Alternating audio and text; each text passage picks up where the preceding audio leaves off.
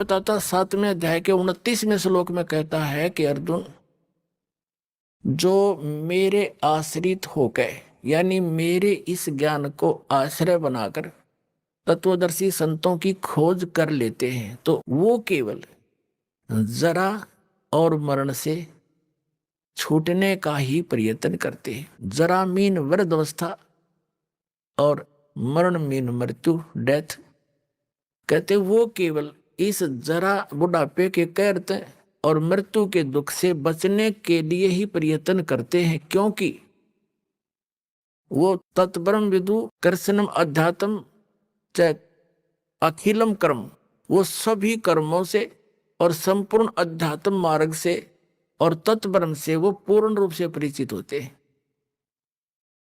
और वही केवल जरा और मरण से छूटने का प्रयत्न करते हैं। इसका सीधा सा अर्थ है कि जो साधक संसार की अन्य किसी वस्तु की इच्छा मन में नहीं लेकर के केवल अपने कल्याणार्थ यानी जरा और मरण से छूटने का जो प्रयत्न कर रहे हैं, वे तत्ब्रह्म विदु उस परमात्मा को जानते हैं, जान चुके हैं तत्ब्रह्म को,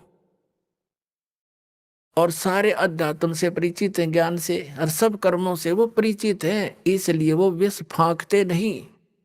उनको जहर दिखाई देता है, किसी से रिश्वत लेना, ये करना वो करना। जैसे किर का जहर का रंग होरी हो, कहो कौन तिस खावे राम रंग होरी हो। अगर तो होरी माने खुशी, जैसे होली बनाते हैं अपने हिंदू धर्म में, तो होली का मतलब बड़ी खुशी के साथ नाचते हैं, गाते हैं। कहते हैं यह है नकली होली। असल खुशी तो उनको होगी जो परम पिता परमात्मा कबीर जी की शरण में आकर विधिवत भक्ति करेंगे, सारे सुख रहेंगे, कदे हानि ना हो। कहते समर्थ का शरणाग हो रंग होरी हो, कदे न हो ए काज राम रंग होरी हो। अब क्या बताते हैं कि जैसे किर का जहर का रंग होरी हो, कहो कौन तिस खावे राम रंग होरी हो। जिसने परमात्मा की शरण में रहना है और राम रंग की होली खेलनी है, यानी सदा सुखी रहना यहाँ भी और सतलोक जाकर, तो वो जैसे किर का जहर का कहीं पर विष का कण गिरा हो छोटा सा भी, और आपको पता है कि ये विष है, उस अधिक तो दूर की बात है, विष को खाना उस कण को भी नहीं खाएगा, उठाएगा वहां से और ऐसी जगह पृथ्वी में दबा कर आएगा किसी के ओर का हाथ ना लग जा, और हाथ धोएगा मिट्टी से, कदे इसका अंश मेरा ना छू जा किते। तो कहते हैं जब आप पूरे अध्यात्म मार्ग से और सभी कर्मों से परिचित हो जाओगे, फिर आपको रिश्वत लेना, चोरी जारी ठगी डाके डालना और दहेज लेना और देना दोनों जहर दिखाई देगा। फिर कहते हैं जैसे किर का जहर का। अभी आपको उदाहरण दिया, उसने कैसा जुल्म किया, अपना भाई मार दिया, किस लालच में? अगर यह सारी जमीन मेरा रह जाएगी, वह जमीन रही नहीं, संतान कुल नाश हो गया और पाप धरे रह गए न्यो के न्यो। तो ये सच कर मान लिए, कोई वैसे सिंपल एग्जाम्पल मात्र नहीं है, ये गॉड गिवन ज्ञान है, उस कबीर परमात्मा का बताया हुआ, आंखों देखा उन महापुरुषों का बताया।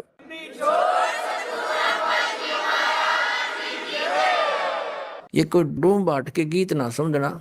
बहुत युगों से आप दुख पा रहे हो और इसी काल के झंझट में उलझ पुलझ कर यही मर जाते हो।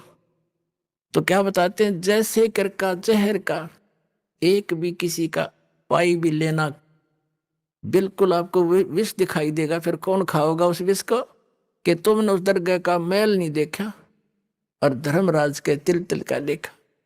हर पाई पाई का हिसाब होगा वहां पर। तो इसमें तो बहुत बड़ा बखेड़ा बन जाएगा आपके लिए। तो बुद्धिमान व्यक्ति फिर उसका निकट नहीं जा सकता। अबोध बालक जहर चाहे सारा खा जा, लेकिन ज्ञान होने के बाद व्यक्ति विष के निकट नहीं जाता। तो जब तक आप अबोध थे, खाते रहे विष, मरते रहे, गधे कुत्ते बनते रहे, ये विष है। ऐसे संकट भोगने पड़ते हैं अपने को। और जब बुद्धिमान हो गए, वो तो इसका निकट भी ना आते। जैसे भक्ति के मार्ग में बहुत ही सीमित सामान लेकर चलना चाहिए। एक समय ये परमात्मा स्वयं आकर के भक्ति दृढ़ करते हैं कबीर परमेश्वर जी। एक समय ये कहीं प्रकट हो गए थे, वहां रह रहे थे एक संत रूप में।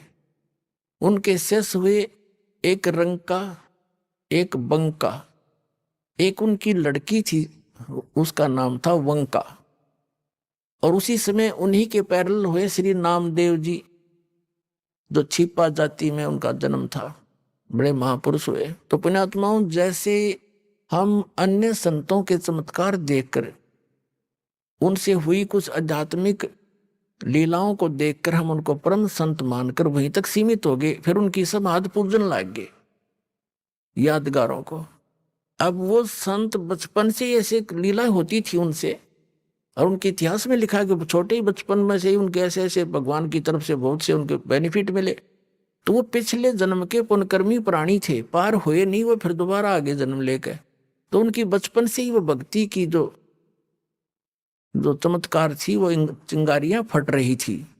कुछ दिन में डिस्चार्ज हो जाती, खत्म हो जाती वो, कुछ दिनों के बाद फिर वो चले जाते ऐसे ही अपना कर्म बिगाड़ कर। उन्हीं में से ये एक नामदेव जी थे।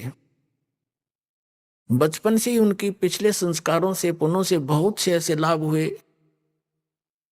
एक बार विठल भगवान की पूजा करते हैं महाराष्ट्र के अंदर, तो विठल भगवान की एक मूर्ति बना रखी होती है। विष्णु है विठल, वैसे विष्णु को विठल मानते हैं, विठल विष्णु जी के अवतार थे।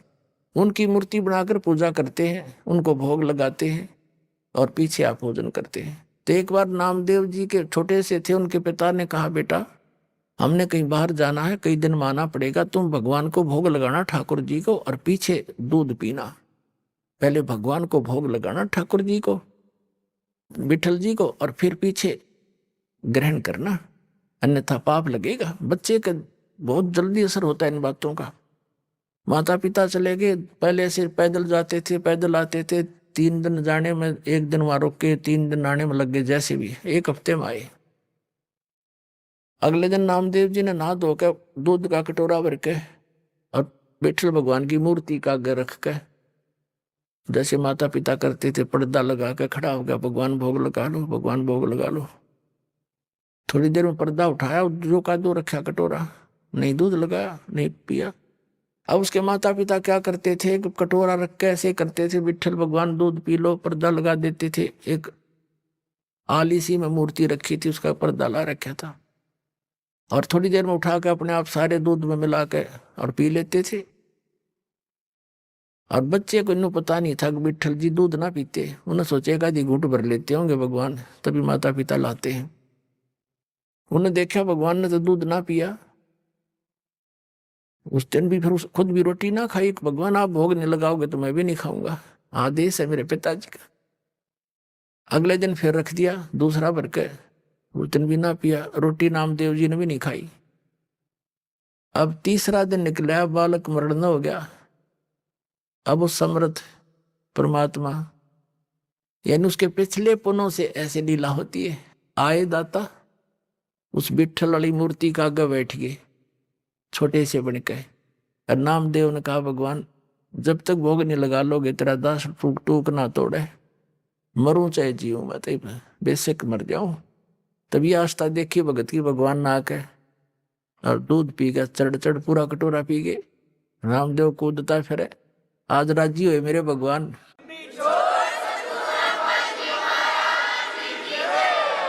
नामदेव जी की खुशी का ठिकाना नहीं। आप भी दूध पिया, छक्कर रोटी खाई, अकाद प्रसन्न हो गए मेरे भगवान, मेरे से कोई रोटी बन गई थी। अब रोज पीवे, रोज दर्दे दूध सामने पीवे गट गट, और फिर मूर्ति सी दिखे। उनके माता पिता आए, उन्हें चिंता थी, बालक है कहीं भगवान को भोग ना लगाया। वो नाते पूछा, बेटा क्या विठल जी को भोग लगाया था? माता जी ऐसा बना, 3 दिन तो इन्होंने कुछ नहीं खाया पिया, और मैंने भी नहीं खाया पिया। क्या करा कि मैं दूध रखूं, भगवान ने ग्रहण नहीं किया। मैंने सोचा आपकी याद में दुखी हो रहे होंगे परमात्मा, नहीं पिया होगा, और या मुझसे कोई त्रुटि होगी। तो तीसरे चौथे दिन जैसा भी भगवान ने दूध पिया नहीं, पहले भोग नहीं लगाया 3-4 दिन, और मैंने भी खाना नहीं खाया, मरने को हो गया था। अब बच्चे के मुंह की तरफ देखे वो माता पिता, ये क्या बोल रहा है? क्या कैसे भोग लगा बेटा तेने कि भगवान को भोग रख। 3 दिन तो इन्होंने पिया नहीं, चौथे दिन पी लिया दूध, सचमुच। हाँ हाँ हाँ, उन्हें सोची लड़का बकवाद करे है, इसने कोई भोग भाग नहीं लाया। क्यों, उनको मालूम था दूध पीता नहीं, मूर्ति पत्थर का दूध पिया करे। वो तो मुंह कर लागे छीटा फिर उठा लाया करते थे। उन्हें सोची ये बकवाद कर रहा है, कितना भोग भाग नहीं लाया, खेलता रहा बालकों में। ने बोला साची बता, न तने घड़ेंगे हम, झूठ बोले तू तो भोग नहीं लगा, मूर्ति थोड़ा दूध पीती है। अगने नहीं दूध पिया, मेरे सामने पिया। उनको और पक्की जचगी झूठ बोला सारी लड़का। ने बोले भाई तू झूठा गणा हो गया नामदेव, और हम तेरे से बात नहीं करते, तेने तो भोग लगा नहीं हमारे भगवान को। वो कहने लगे हमारे सामने लगा के दिखा कैसे दूध पिया। वो ना प्रतिदिन जैसा करता था, पूरे रूटीन से धोया, कटोरा दूध का भरा और रख दिया। हे भगवान, मेरे माता पिता के विश्वास नहीं हो रहा दाता, भोग लगाओ। उसी समय मूर्ति से हाथ से निकले नू कचिया कचिया, और पकड़ कर उनके सामने माता पिता के सामने गट गट दूध पी गया।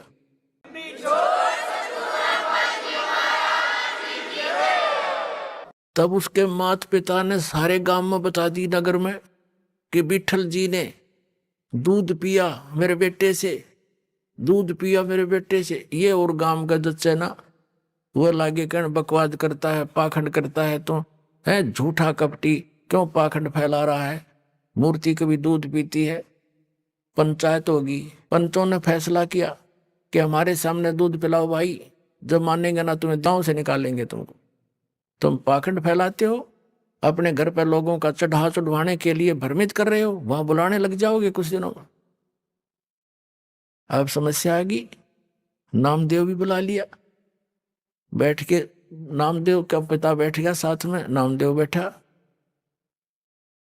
और कहा भाई क्यों बच्चा, विठल जी ने दूध पिया था? कहाँ जी पिया। अब ये रखी है मूर्ति अलग से सुथरी स्थान पर बनाकर सटेज सी रख रखी थी कि यहाँ पे ला कर दिखा दे, ये दूध रखा। वो अपना जैसे भी नहा धो के आया था, हाथ धोकर रखा कि हे विठल महाराज, दूध भोग लगाओ मेरे दाता, मेरे माता पिता संकट के अंदर हैं, दया करो मेरे मालिक। उसी समय पंचों के सामने हाथ निकले मूर्ति से और गट गट दूध पी लिया। सारे देखे खड़े खड़े।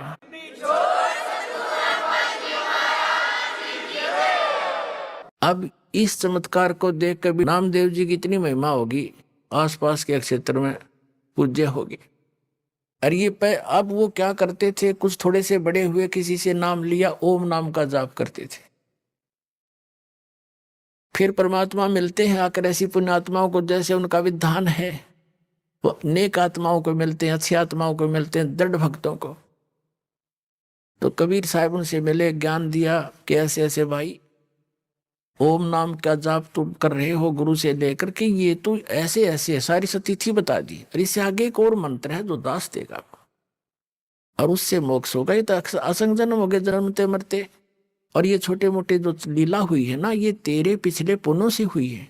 आगे चार्जर ठीक नहीं है, पीछे बैटरी चार्ज थी, तब तक यह काम कर रही है। सारा समझाया उनको, जैसे भी उस भाषा में। तो भी नामदेव जी ने नाम ले लिया, किससे?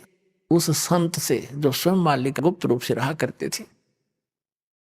अब नाम भी ले लेते हम, लेकिन वो पुरानी जो साधनाएं हैं, जो क्रियाएं वन में समारी हैं, वो भी साथ करते रहते। एक दिन नामदेव जी, क्योंकि छिपा जाति में थे और ब्राह्मण लोग अन्य जाति वालों को भगवान की आरती में निकट नहीं जाने देते थे, दूर खड़ा रखते थे। वो आरती जहां करते थे विठल जी की, ब्राह्मण वर्ग ही रहते थे वहां, उसको सक्षेत्र था। एक दिन नामदेव जी जा रहे थे, आरती मंदिर में हो रही थी।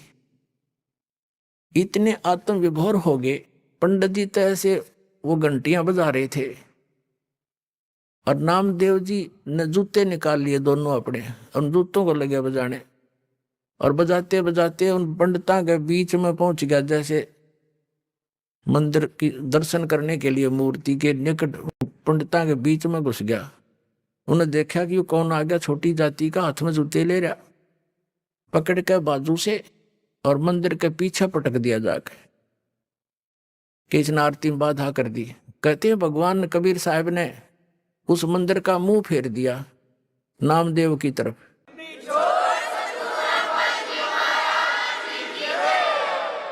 और पंडित जी पीछे घंटी पीटे खड़े खड़े पछला काने। तो नामदेव जी उठकर आगे। अगले दिन वो उनसे मिला, अपने गुरु बहनों से, भाई से, रंका, बंका और वंका। तो घर पे पहुंचा, वहां आते जाते रहते थे। घर पे गया तो अकेली लड़की थी वंका, माता पिता कहीं बाहर गए हुए थे। वो लड़की कुछ पट्टी तैयार करे थी, जैसे किसी के चोट लाग जाए उसके जैसा भी देसी इलाज, कोई कूट छेद के जड़ी बूटी। तो नामदेव जी ने पूछा, बहन किसको क्या हो गया, आप क्या बना रही हो? अब पुण्यात्मा भगत जो होते हैं वो भगत वाली भाषा बोला करते हैं। और लड़की बोली, भाई नामदेव तू चल रहा है बनमुखी, अपने हिसाब से चलता है भाई, तू आगा पीछा नहीं देखता। तेने क्या जरूरत थी उन पंडितों के बीच में जाके खसण की है? जब तेरी बेइज्जती देखीगी नहीं गुरुजी पे, और गुरुदेव ने जो तेरा मंदिर घुमाया है ना, उसके कारण गुरुदेव का चोट लग गई हाथ के, और उसके लिए पट्टी तैयार करो। नामदेव कुछ सोच ले भाई, ना दुखी करया करे। नामदेव ने सोचा गुरुजी दिखे भी कोई ना वहां पर, और मंदिर घूम गया, उसने वहम हो गया था कि मेरी भक्ति ने कर दिया यू काम। उसकी फड़क निकालनी थी, वो भ्रम निवारण करना था दाता ने। अब उसने सोचा बहन सचमुच एक और मैं बालक हूँ, मूर्ख हूँ, पट्टी ले जा रही हूँ, चाल मेरे साथ। वो दोनों गए। गुरुजी का चोट लाग रही हथेलियां पे, और लड़की ने मैलम लाकर पट्टी बांध दी। चरणा में पड़ गया, रोन लग गया। ने बोला भगवान मेरे से गलती होगी, माफ करते हो, आगे से ऐसी गलती नहीं करूंगा। बोला कहा बेटा, जब मैंने मार्ग बता रखा, वो मंदिर में टिंडे लेने गया था, तो जो भक्ति मैंने बता रखी इस विधि से तेरा कल्याण होगा, वहां किस लिए गया था? तुम मानते हो नहीं, मनमुखी चलते हो, इसलिए मार खाते हो। तो उसके बाद उसकी वह दृढ़ता बढ़ गई सचमुच। लेकिन वो तो मालिक थे। वो जैसे आजकल परंपरा चल गई है कि गुरु ही भगवान होता है, गुरु भगवान नहीं होता। वो तो भगवान ना आए थे सीधे गुरु बन के, और अपनी भक्ति की सतिथि बना कर रखनी थी। काल नो सोचा है नकली संत, नकली पंथ बना के, नकली नाम जाप करा के इनकी भगवान से आस्था हटा दूं। जो साधना ये करेंगे उससे लाभ तो होना नहीं, आपत्ति नो की नो पड़ेंगी आके, तो कुछ दिन में भक्ति छोड़ देंगे। और परमात्मा 100 क्रियाएं करता है, आप भी आते हैं, कोई एक आधा संत भी भेज देते हैं, तो अधिकतर स्वयं ही आए हैं मालिक ने, और स्वयं ही वो काम करा जो भगवान किया करते हैं। तो भगवान और गुरु वो तो ऑल इन वन थे, वो तो सब कुछ थे दाता।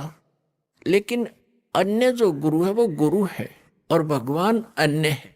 गुरु परमात्मा का पुजारी होता है, और उससे मिलाने वाला मीडिया होता है। गुरु भगवान नहीं होता, भगवान तो भगवान ही होता है।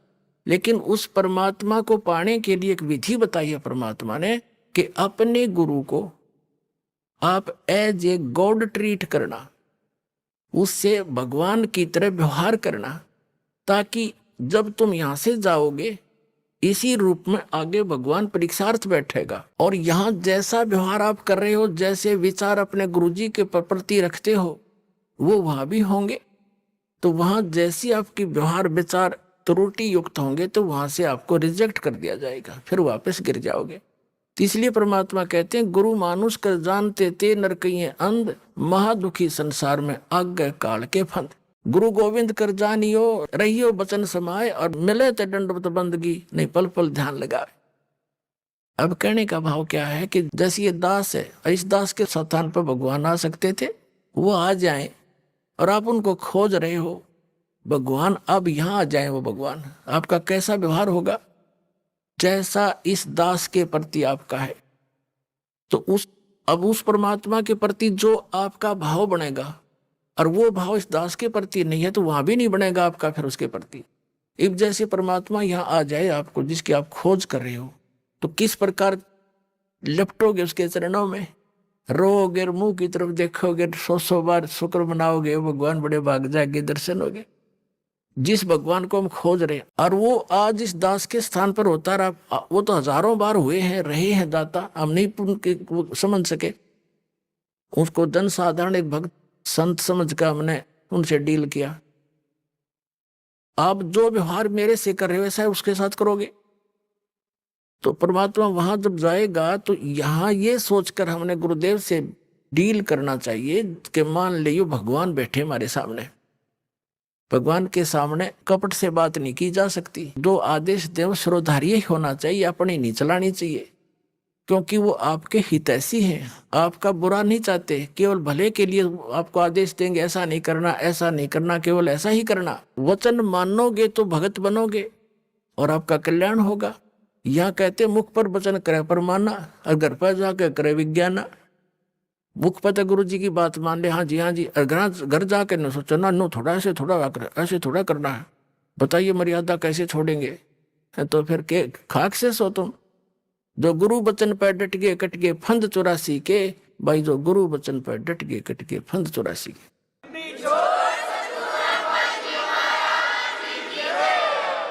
वो तो गुरु रूप में आए थे मालिक ही, लेकिन दास गुरु रूप में मालिक नहीं, उस मालिक का दास समझो। लेकिन गुरु को भगवान के तुल्य मानने से आपकी समस्या हल होगी, नहीं तो होए को नहीं। जैसे एक मैथमेटिक्स का, एक गणित का प्रश्न होता है ऋण का, उसमें मूलधन ज्ञात करना होता है। तो मूलधन तो होता करोड़ों रुपए में, अरबों में। उस अरबों करोड़ों वाले मूलधन को प्राप्त करने के लिए मानना पड़ता है, मान लीजिए मूलधन 100 रुपये। वो मूलधन 100 रुपये होता नहीं, लेकिन उसको मूलधन मानने बिना वो करोड़ों अरबों वाला मूलधन आपको मिल नहीं सकता। तो जो परमात्मा है वो तो परमात्मा है, वो तो समर्थ है, लेकिन उस समर्थ को पाने के लिए इस दास को आपने मानना पड़ेगा मूलधन, यानी गुरु मान ले भगवान।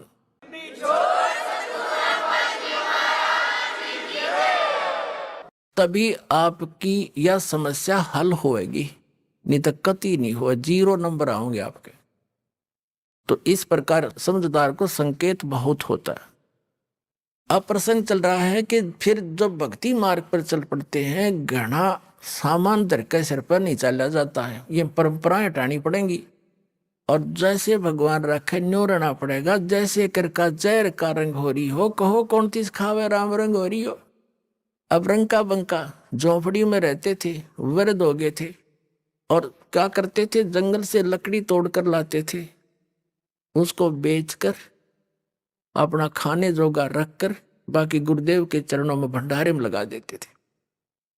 एक दिन नामदेव जी, गुरुदेव यानी कबीर परमात्मा गुरु रूप में आए हुए थे, उनसे कहने लगे, गुरुदेव आपके 2-3 भक्त हैं, कितने निर्धन हैं, इनको कुछ धन दे दो, इनका टाइम भी पास हो जा, भक्ति भी गणी कर ले।